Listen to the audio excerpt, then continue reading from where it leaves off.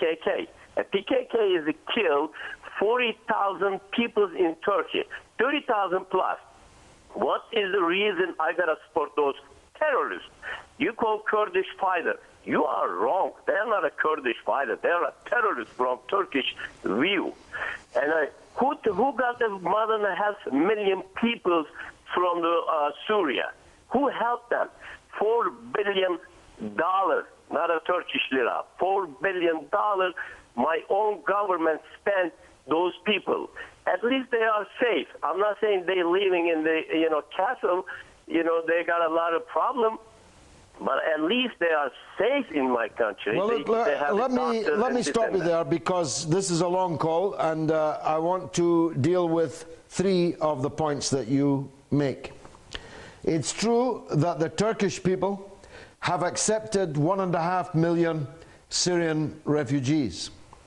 But the only reason that there are refugees is because the Turkish state helped to fuel the war in Syria. Otherwise, there would have been no refugees. None. Zero. So that point absolutely collapses under the most gentle of pushes.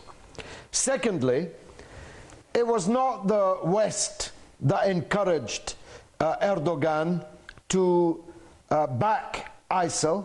It was Erdogan's decision to back ISIL.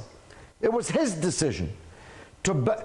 Davutoglu said every week that Bashar al-Assad would fall in 2 weeks, in 3 weeks. That was more than 3 years ago.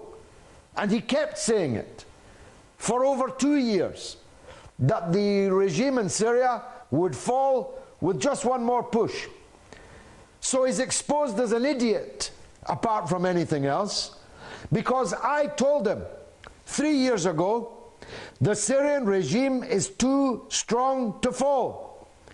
It's not strong enough to recapture all of the territory that it's lost, but it's too strong to fall. If I knew that, how come the foreign minister of Turkey didn't know that? Thirdly, the economy of Turkey was in great shape. Erdogan was responsible for that. Although Turkey had an industrial base, a technology base, a science base, long before Erdogan. But the Erdogan government, in its first phases, transformed the economic situation in Turkey. And the average man and woman was 1.5 times better off than they had been before Erdogan came to power. But he's destroying it all. And for what? So that he can destroy Bashar al-Assad? So that he can conjure up all these Al-Qaeda and ISIS? Does he imagine that the Turkish people would agree to live under ISIS? And if the answer to that is no, why does he want the Syrian people to live under ISIS? When you build up a Frankenstein monster, Mehmet, it comes up and bites you on the backside. It's a monster. That's why you're not able to control it. Can't you see? Mehmet, over to you. We didn't create those peoples over there. Another one. If we don't want the Assad over there, we could have destroyed them a long time ago. Why did you allow? Why did your country allow all these takfiris? To do that. 100,000 takfiris flew into Turkey and crossed the border into Syria. Why did Erdogan allow that? Proof. There is not even the little proof or evidence we're supporting them.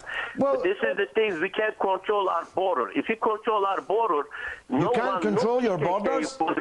Turkey, this great NATO power, with all its technology, all its development that you were just boasting about, can't control its borders. Can't you see how foolish that sounds, Mehmet? Because of the region and the mountain and the shape, we can. That's true. We cannot control it. That's why the PKK was going back and forth in Listen, Turkey. Mehmet, Anyway, Mehmet, you're sitting in the United States.